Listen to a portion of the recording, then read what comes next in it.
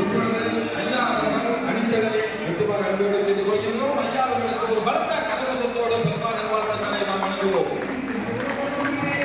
திருவாளர் சத்யா அவர்களும் அவரது குடும்பத்தினரும் பல்லாண்டு பலநூறாண்டு நீண்ட ஆயுள் நிறைச்செல்வம் உயர் புகழ் விஞ்ஞானம் ஓங்கி வாழ்வாங்கு வாழ்த்திய வானத்திலே உள்ள 33 கோடி தேவர்களோடு நாங்களும் உங்களை பிரார்த்திக்கின்றோம். பல்லாண்டு வாழ்க ஐயா அவர்களை.